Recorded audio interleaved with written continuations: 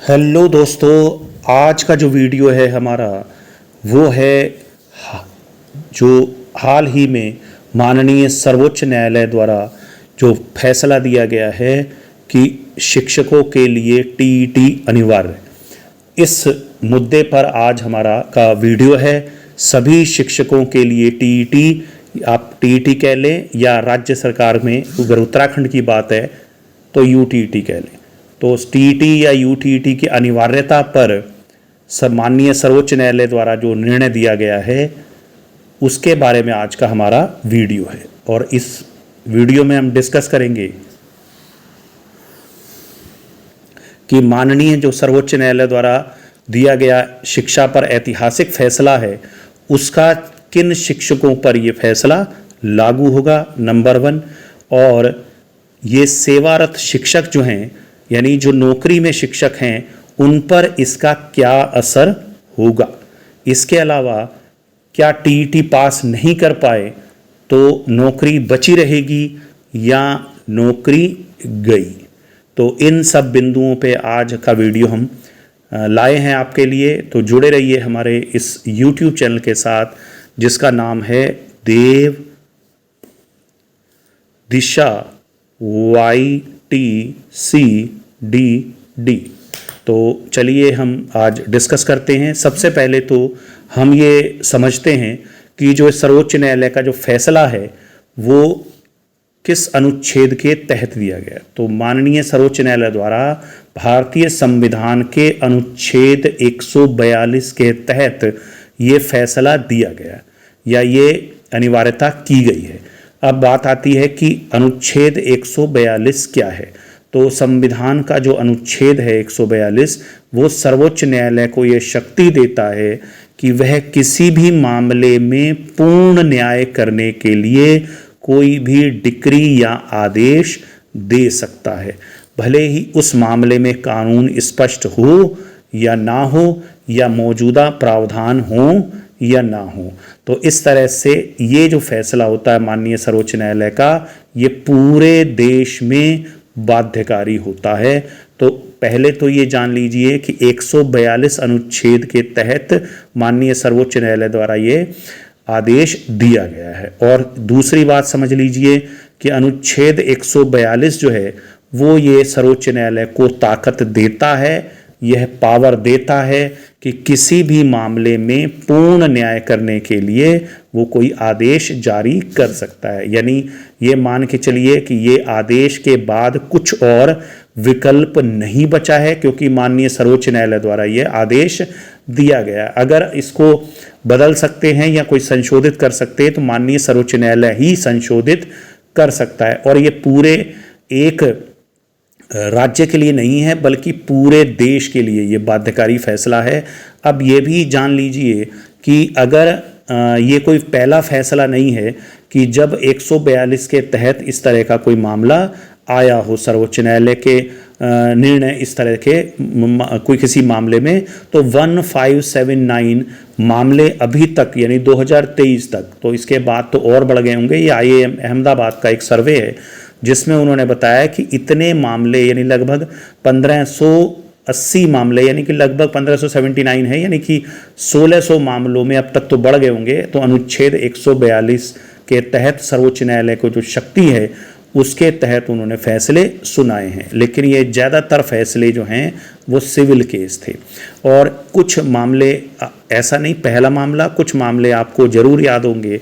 अयोध्या मामले में भी जो सर्वोच्च न्यायालय था उसने 142 के तहत पूर्ण न्याय करने के लिए जो दूसरा पक्ष था यानी जो एक तो राम जन्मभूमि में मंदिर निर्माण करने वाले पक्ष के पक्षधर थे और दूसरा जो मंदिर निर्माण को नहीं चाहते थे तो उन पक्ष के लोगों को 5 एकड़ ज़मीन उनके धर्मस्थल बनाने के लिए अयोध्या से में ही देने की बात कही थी। तो ये आपको केस ज़रूर याद होगा।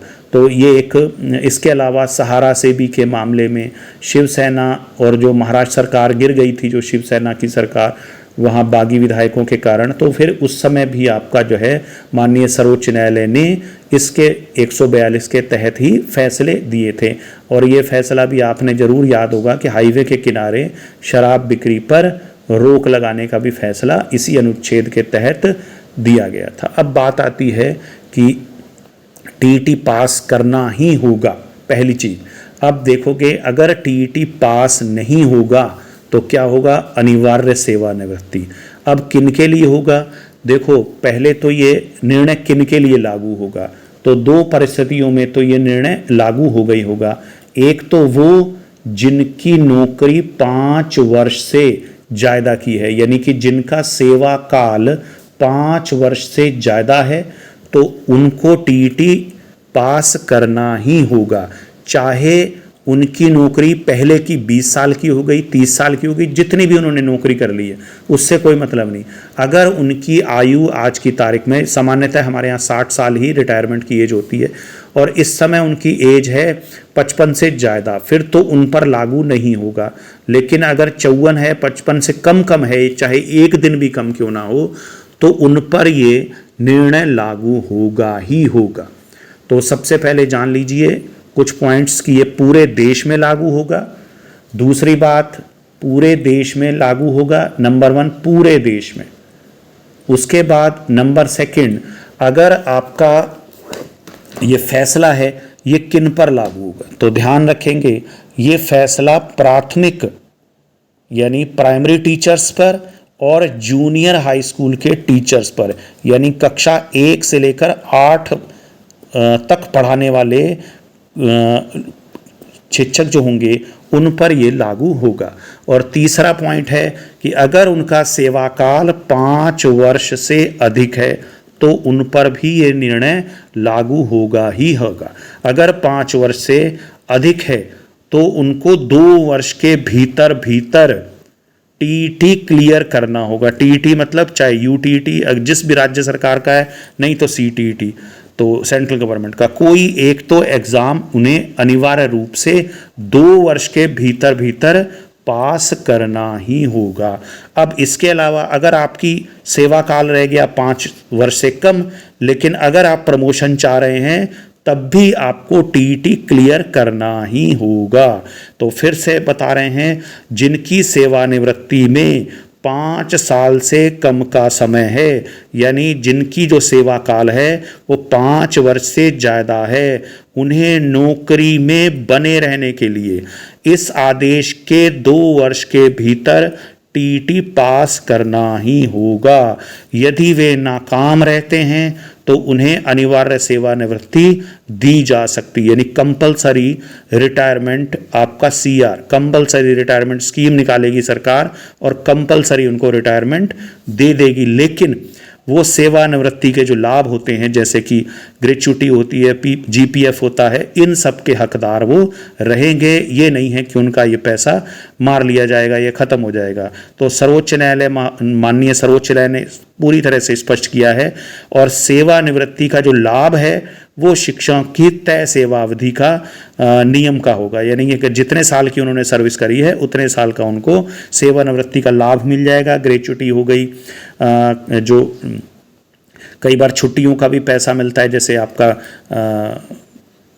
छुट्टियां होती हैं, एक तो कैजुअल लीव होती है और एक जो लीव होती हैं वो एनकैशमेंट वाली लीव होती है, यानी कि सेवानिवृत्ति के समय उनको एनकैश किया जा सकता है। यानी उतने, मान लिया आपकी 30 दिन की लीव बची हैं, अर्न लीव जिनको हम कहते हैं, अर्न लीव, तो आपका अर्न लीव जो है अगर आपको 30 दिन की बची हैं तो 30 दिन का मिल जाएगा। शिक्षकों को ज़्यादा अर्न लीव नहीं मिलती है क्योंकि साल भर में मात्र 1 या सवा अर्न लीव ही मिलती है। तो पूरे सेवा काल में मुश्किल से 30, 35, 40, अगर कहीं डेपुटेशन वगैरह में चले गए तो बात दूसरी है, या उस दौरान सरकार ने कहीं छुट्टियों के दौरान काम ले लिया हो, मई जून में जो छुट्टियाँ होती हैं तब आपका ज़रूर दे सकते हैं। अदरवाइज़ आपका शिक्षकों को अर्न लीव कम ही मिलती हैं, लेकिन जितनी भी मिलती हैं उनका भी लाभ इसमें उनको मिलेगा।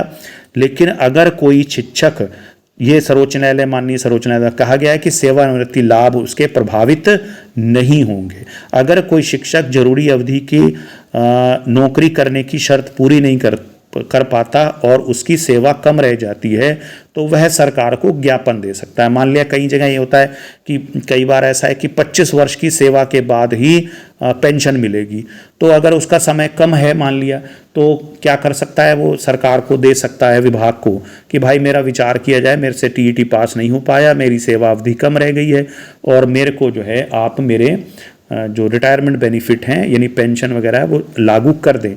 तो सरकार उस पर विचार कर सकती है और इस तरह का कोई नियम बना सकती है। तो इसके बाद आपका जो है सरकार यानी सर्वोच्च न्यायालय ने स्पष्ट कर दिया है कि किसी भी परिस्थिति में टीईटी क्लियर करना ही होगा, अन्यथा उनकी उम्मीदवारी पर विचार नहीं किया जाएगा, या ना तो उनकी नौकरी बची रहेगी और ना ही उनको प्रमोशन मिलेगा। तो इस तरह से आपका उन्हें किसी भी परिस्थिति में टीईटी पास करना ही होगा। ऐसा ना करने पर नौकरी भी जाएगी और प्रमोशन भी नहीं मिलेगा। अब दूसरी बात है कि किन शिक्षकों पर ये लागू नहीं होगा। तो एक तो मैंने बता ही दिया कि जिनकी सेवा काल की अवधि है वो 5 वर्ष से कम है तो उन पर लागू नहीं होगा। और दूसरा, अभी ये निर्णय अल्पसंख्यक शिक्षण संस्थानों के शिक्षकों पर लागू नहीं होगा। और ये ऐसा इसलिए है क्योंकि इसको माननीय सर्वोच्च न्यायालय की जो पीठ थी जिसने ये निर्णय दिया है, उसने इसको बड़ी पीठ में भेजा है कि इस संदर्भ में वही निर्णय लेगी। तो अब इस तरह से ये बहुत महत्वपूर्ण फैसला है, इससे बहुत ज़्यादा उथल पुथल मचनी तय है। अब आरटीई के तहत सर्वोच्च न्यायालय कहता है स्कूलों के सभी शिक्षकों को टीईटी पास करना जरूरी है, चाहे वह नौकरी कितनी भी लंबी क्यों ना हो। उनकी नौकरी कितनी भी लंबी क्यों ना हो, अगर उन्होंने 20 साल नौकरी कर ली है तो भी, 30 साल कर लिए तो भी। और जिन शिक्षकों की नौकरी 5 वर्ष से ज़्यादा समय बचा है उन्हें 2 वर्ष के भीतर टीईटी करना ही होगा। उनकी अनिवार्य, अगर वो नहीं करते तो अनिवार्य सेवानिवृत्ति हो सकती है। तो इस तरह से आप देखेंगे कि ये एक बहुत बड़ा फैसला है जिसके बहुत दूरगामी परिणाम होंगे। अगर हम देखेंगे तो सकारात्मक परिणाम भी हो सकते हैं कि अब आपका टीईटी यानी बहुत सारी नियुक्तियां ऐसी हुई हैं जिनमें योग्यता परखी नहीं गई है। ऐसा नहीं मैं कह रहा कि उन शिक्षकों के पास योग्यता नहीं है, वो तो माननीय सर्वोच्च न्यायालय ने भी कहा है कि वो योग्य हैं शिक्षक, इसमें कोई दो राय नहीं है, लेकिन टीईटी उन्हें पास करना होगा। तो कई बार क्या है, शिक्षक योग्य हैं लेकिन परखी नहीं गई, कोई ऐसा एग्ज़ाम नहीं हुआ जिनसे उनकी एजुकेशन या उनकी जो बुद्धिमत्ता है, इंटेलिजेंस है, उसको परखा गया हो। तो अब आपका जो है नेचुरल सी बात है, अब इस फैसले के बाद उनको परखा जाएगा, उनको टीईटी में बैठना ही बैठना होगा। और इस तरह से नेचुरल सी बात है, उन्हें पढ़ना होगा, लेटेस्ट जानकारियाँ कलेक्ट करनी होंगी, इतिहास, भूगोल, मैथमेटिक्स, पर्यावरण, जिसकी बहुत ज़्यादा आवश्यकता होती है बच्चों को शुरू से ही बताने की, तो वो सब पढ़ना होगा। टीईटी फर्स्ट में ये सब सब्जेक्ट होते हैं, टीईटी सेकंड में सोशल साइंस या आपका मैथमेटिक्स, जो साइंस स्ट्रीम वाले होते हैं उनके लिए मैथमेटिक्स साइंस का पेपर होता है, तो उनको पढ़ना पड़ेगा। और नेचुरल सी बात है, इसका लाभ छात्रों को मिलेगा, स्टूडेंट्स को मिलेगा। तो ये एक सकारात्मक कदम होगा। और हो सकता है कि कुछ लोग जो पास ना कर पाएँ वो आपका नौकरी से बाहर कर दिया जाए, तो नेचुरल सी बात है, तो बेरोजगार लोगों के लिए अवसर उपलब्ध हो जाएंगे। हालांकि इसके चांस काफ़ी कम हैं, हर कोई किसी न किसी तरीके से पढ़ के करना चाहेगा ही, कोई आदमी भी नौकरी अपनी गंवाना नहीं चाहेगा, लेकिन फिर भी हो सकता है कई लोग कंपलसरी रिटायरमेंट पैसे अपने पूरे लेके चलते बने। तो अब आ गए कि उत्तराखंड का, तो उत्तराखंड में तो पहले से ही एलटी ग्रेड में, चूँकि एलटी ग्रेड वाले जो है वो आपका 6 से 8 वालों को भी पढ़ाते हैं, तो नेचुरल सी बात है ये जो है ट्रेन टीचर यानी जो बीएड किए हुए हैं, जो कक्षा 9 और 10 के साथ 6, 7, 8 में भी अध्यापन करेंगे, उन्हें टीईटी 2 उत्तीर्ण करना अनिवार्य होगा। तो उत्तराखंड में पहले से ही ये व्यवस्था है। और अब जो व्यक्ति एलटी ग्रेड में काम कर रहा है और 6, 7, 8 को पढ़ा रहा है, यानी जो जूनियर हाई स्कूल हैं और उनके लिए तो अनिवार्य हो ही जाएगा। और जो माध्यमिक स्कूलों में काम कर रहे हैं, यानी आपका माध्यमिक शिक्षा में है लेकिन मेरे कहने का मतलब है इंटर कॉलेज में है, इंटर कॉलेज में पहले से ही एलटी ग्रेड में पढ़ा रहे हैं, और अगर वो एलटी ग्रेड में पढ़ा रहे हैं तो निश्चित तौर पर वो 6, 7, 8 को भी पढ़ा रहे होंगे, क्योंकि जो इंटर कॉलेज होते हैं वहाँ पर 6, 7, 8 की कक्षाएं भी चलती हैं और उनको एलटी ग्रेड वाले शिक्षक ही पढ़ाते हैं। तो नेचुरल सी बात है, वे शिक्षक जो एलटी में भर्ती हैं, हो सकता है और होएगा भी ऐसा लगता है, तो जो माननीय सर्वोच्च न्यायालय के निर्णय को के आलोक में देखने पर ये लगता है कि जो एलटी में नियुक्त शिक्षक हैं पहले से ही, उन्हें भी अब टीईटी 2 पास करना ही होगा। प्राथमिक के लिए टीईटी 1 होता है और आपका जो एलटी ग्रेड वालों के लिए टीईटी 2 होता है। तो इसीलिए इन लोगों को भी टीईटी 2 पास करना ही होगा। तो ये स्पष्ट है कि अब आपका कुछ ना कुछ एक भयंकर उथल पुथल या आपका एक तनाव, या आप कह सकते हैं तनाव की स्थिति उनके लिए बनेगी जो किसी भी अन्य तरीके से नौकरियों में आ गए हैं और उनकी कोई भी एक स्क्रीनिंग एग्ज़ाम नौकरी में आने से पहले किसी तरीके से नहीं हुआ। मैं ये नहीं कह रहा कि वो योग्य नहीं है या अच्छा नहीं पढ़ा रहे हैं, वो आपका अच्छा पढ़ा रहे हैं, लेकिन चूंकि कोई परख परीक्षा नहीं हुई है तो हो सकता है उन्हें, क्योंकि एक कंपटीशन का एक अलग तरीके का माइंड को सेट करना पड़ता है, तो हो सकता है उनके लिए दिक्कत हो। हालांकि सभी लोग करने का प्रयास करेंगे ज़रूर। तो ये आज का जो हमारा वीडियो था ये इसी पर ही था। तो आप समझ गए होंगे कि किन लोगों पर ये लागू होगा। सभी शिक्षकों पर लागू होगा और जो जूनियर हाई स्कूल हैं उन पर भी लागू होगा, और एलटी ग्रेड के शिक्षकों पर भी जो जिनकी सेवा 5 वर्ष से पहले की है, उन बच गई है, 5 वर्ष से अधिक बची हुई है, उनको भी ये पढ़ना ही पड़ेगा अब, और आपका इस एग्ज़ाम को पास करना ही पड़ेगा। तो ऐसी ही सूचनाओं के साथ के लिए हमारे चैनल से जुड़े रहे हैं। इस चैनल का नाम है देव दिशा YTCDD। धन्यवाद।